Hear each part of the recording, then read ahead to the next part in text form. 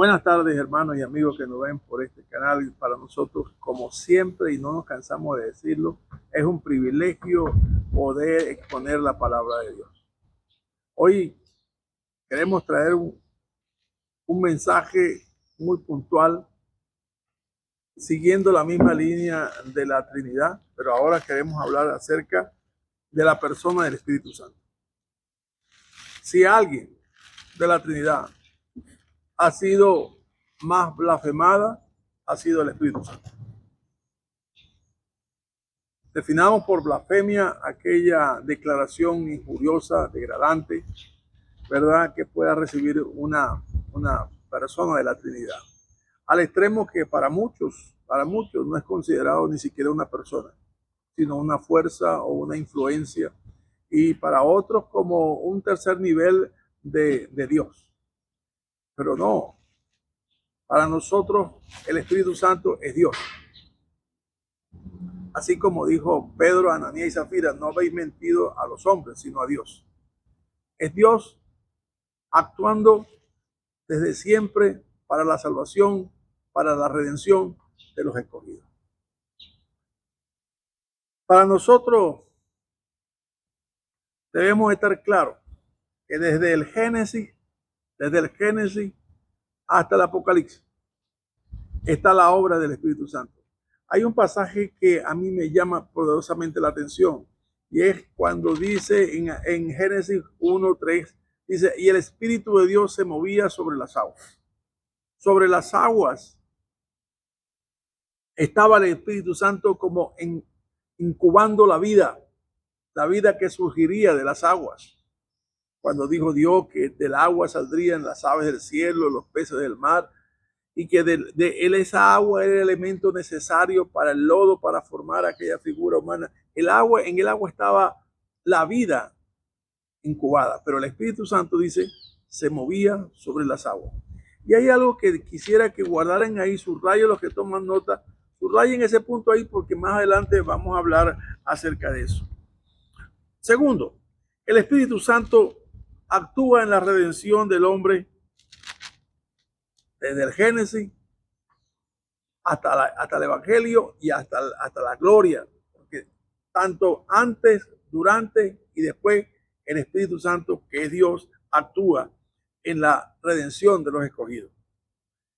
Tercero, es una persona, y debemos ser puntuales en esto. ¿Por qué? Porque tiene voluntad, porque tiene intelecto, porque tiene emociones, tiene las características de una persona.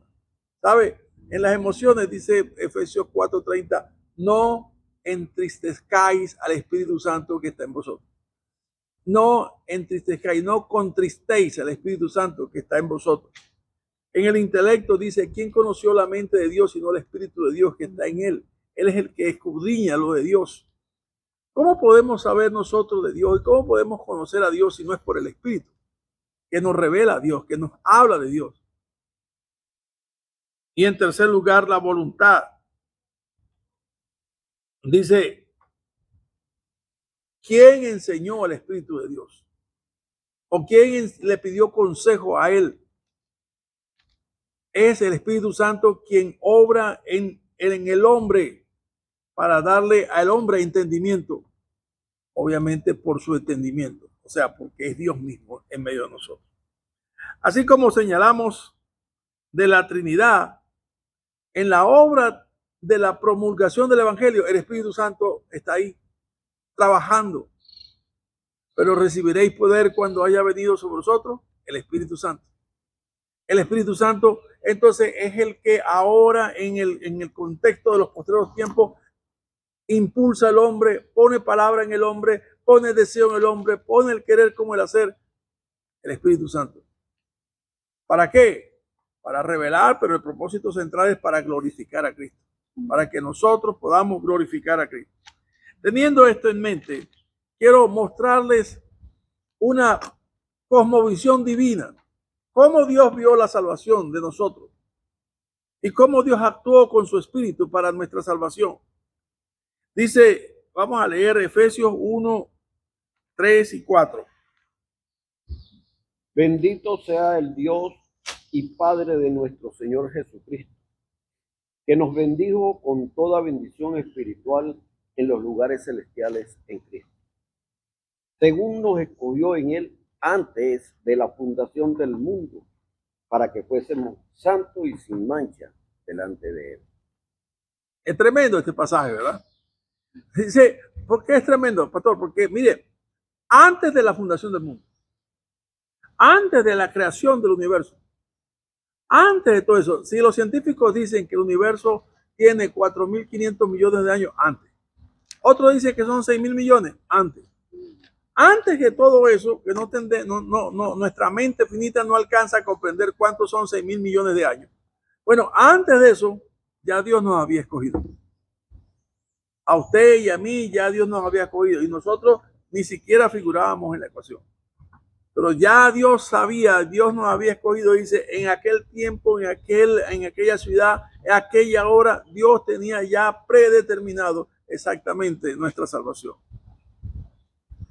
Por eso es que, como le dijo a Jeremías en 1:5, antes que te formases en el vientre de tu madre, te conocí y te aparté y te puse por profeta a las naciones. ¿Me entiendes?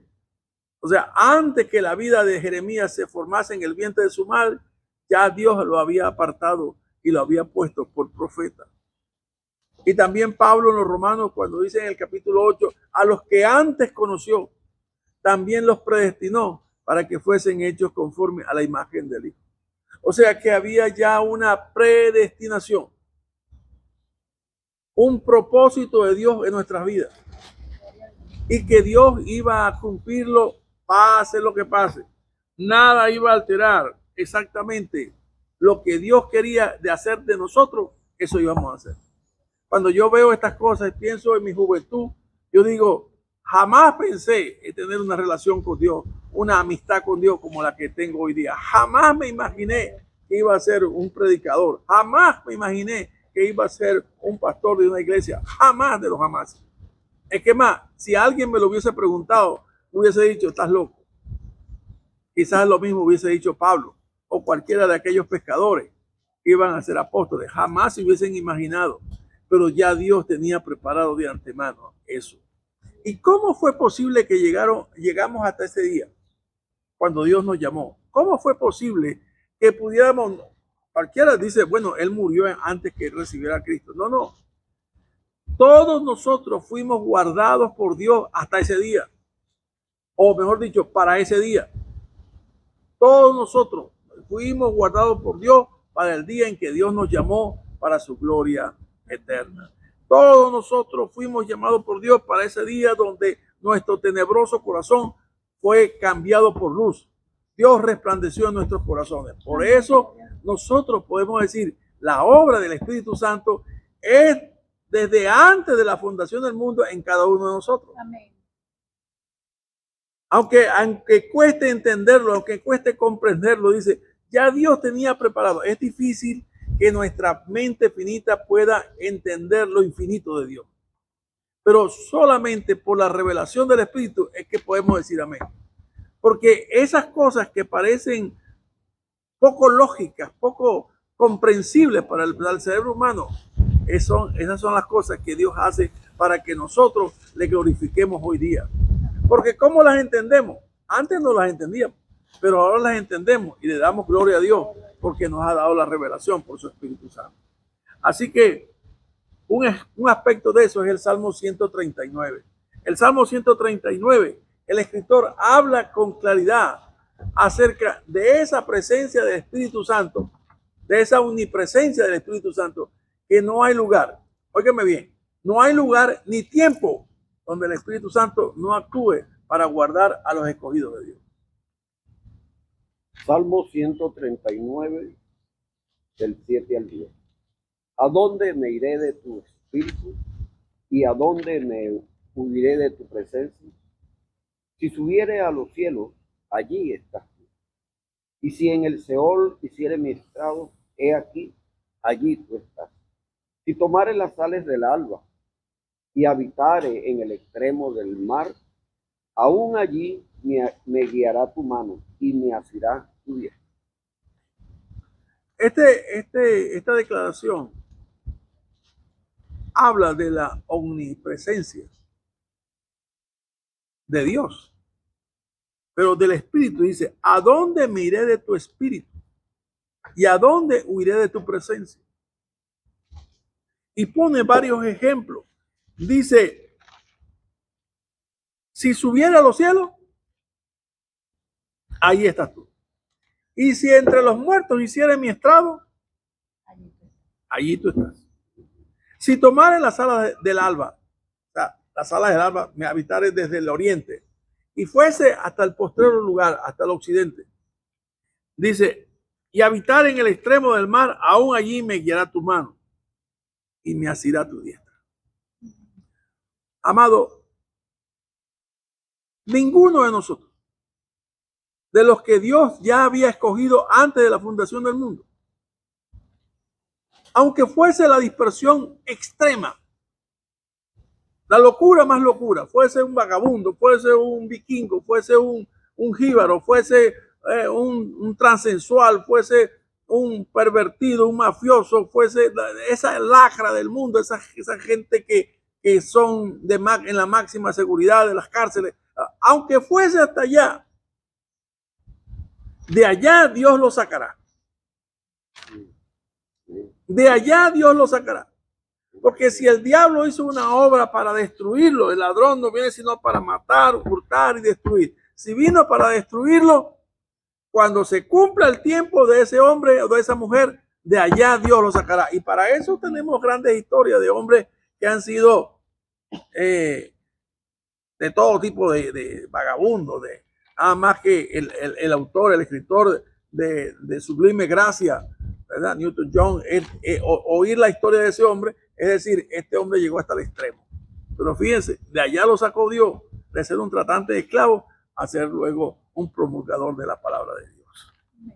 Entonces, Nehemías capítulo 1, versículo 8 en adelante, habla claramente, usted lo puede citar ahí en su casa, de que Dios le dijo al pueblo escogido, a Israel, ¿verdad? Ya estaban en la cautividad de Babilonia. Entonces, dice en esa oración que hace Nehemías, y dice, recuerda que tú dijiste, ¿verdad? Que si vosotros pecareis, yo os dispersaré por los pueblos. Pero hay una parte que me gusta, dice, si vuestra dispersión fuese hasta el extremo de los cielos,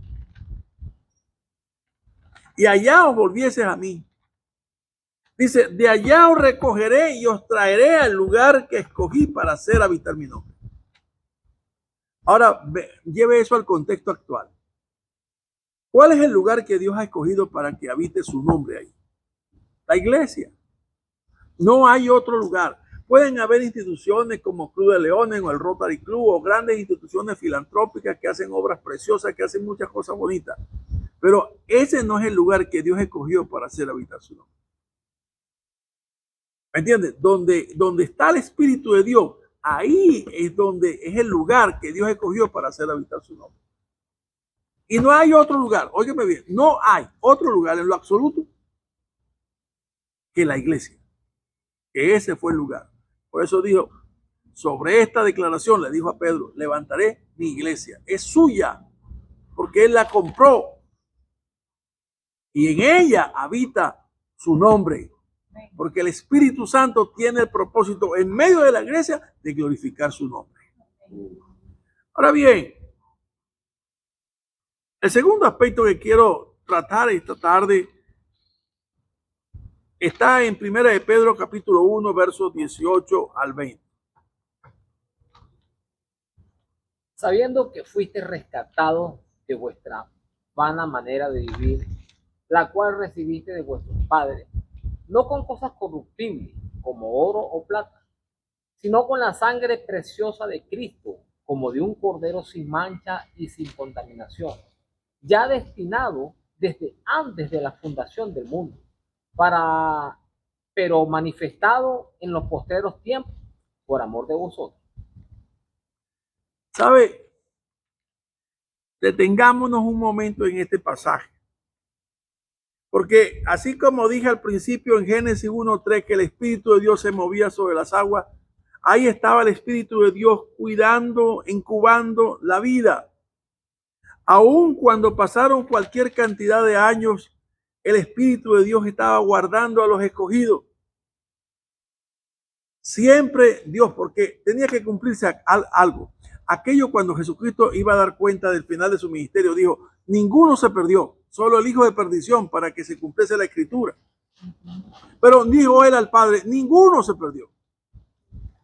Por eso es el fundamento que tengo para decir, los que Dios ha escogido, ninguno se perderá. Los que Dios ha escogido vendrán a Él. Vendrán a Él. No importa dónde estén, vendrán a Él. Si usted ve que el mundo se va perdiendo, que cada vez se pone más humanista, más materialista, más alejado de Dios, los escogidos vendrán a Él. Cuando se acerque ya el final del tiempo del rapto de la iglesia, el Espíritu Santo provocará en los escogidos ese vuelvan cara, ese volver a Dios. Esa necesidad que va a provocar el Espíritu Santo. Y eso se va a llamar el avivamiento de los últimos tiempos. Estamos a la expectativa que en cualquier momento se va a desatar el avivamiento del Espíritu Santo. El avivamiento de las iglesias. El avivamiento de la promulgación del Evangelio. Y van a venir gente de donde menos nos imaginemos, de cualquier estrato social, de cualquier estrato político, de cualquier lugar. Van a venir gente a las iglesias y a llenar las iglesias. ¿Por qué? Porque el Espíritu Santo está trayéndolo, porque el Espíritu Santo va a decirle, este es el fin del tiempo. Estamos cerca del fin del tiempo. Pero hay algo más que quiero señalar aquí. No solamente que había el Espíritu Santo preparando eso, no solamente que había la palabra ya destinada para nosotros, para el Evangelio, para creer en él, sino que dice aquí que había ya preparado Dios un cordero, dice él, sino con la sangre preciosa de Cristo, como la de un cordero, sin mancha y sin contaminación, ya destinado desde antes de la fundación del mundo. Por eso es que en la cosmovisión de la salvación, la obra del Espíritu Santo es desde antes de la fundación del mundo, perdón, después de la fundación del mundo, en el momento en que nosotros nos es revelado la fe para creer, y de ahí en adelante, por el bautismo del Espíritu, toda la obra es del Espíritu Santo. Ahora, ¿cómo le van a decir a él que es una fuerza? Si él nos enseña, si él nos guía, si él nos guarda, si él nos protege. Es Dios haciendo la obra. Y además dice sobre este punto, y un cordero ya preparado desde antes de la fundación del mundo, destinado ya para nuestra salvación. Aquí hay algo que en lo que quiero terminar, y por eso me fundamento en la palabra para decirlo, que está en Juan 10, 27 al 29. Mis ovejas oyen mi voz y yo las conozco y me siguen. Y yo les doy vida eterna y no perecerán jamás, ni nadie las arrebatará de mi mano. Mi Padre que me las dio es mayor que todo y nadie las puede arrebatar de la mano de mi Padre. La pregunta que yo me hago es, ¿dónde están las ovejas? ¿Dónde están las ovejas? La palabra es clara, dice, en el mundo. Pero en el mundo ellos oirán. No te pido por el mundo, sino por los que han de creer en mí por la palabra de ellos. Ellos van al mundo, nosotros vamos al mundo. Hablamos al mundo. Grabamos este mensaje para que sea oído, sea visto en el mundo. Y dice, mis ovejas oirán mi voz.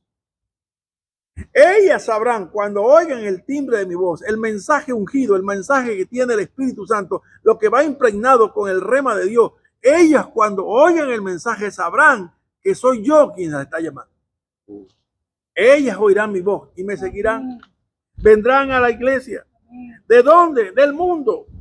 Del monte. ¿De dónde? De los adventistas, de los mormones, de los católicos, de los testigos de Jehová, de los solos Jesús. Saldrán de esas tinieblas y vendrán a la verdad, que es Cristo. Esa es la obra de ¿quién? El Espíritu Santo. Porque el Espíritu Santo está aquí hoy para no solamente proteger, no solamente guiar, enseñar, sino también para glorificar A Cristo. Él me glorificará, dijo el Señor, porque tomará de lo mío y os lo hará saber. Por lo tanto, hermanos, concluyo con esto. No permita que nadie profiera palabra en contra del Espíritu Santo y usted se quede callado. Dice, ¿se acuerda? Dice, toda blasfemia contra el Hijo del Hombre será perdonada, pero la blasfemia contra el Espíritu Santo no será perdonada. Ahí le dejo eso para que lo interprete.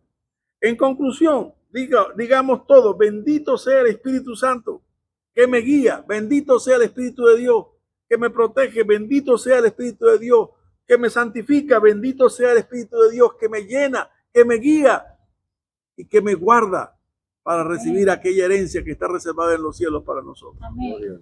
Dios les bendiga donde quiera que se encuentre y que el Espíritu de Dios añada bendición a esta palabra.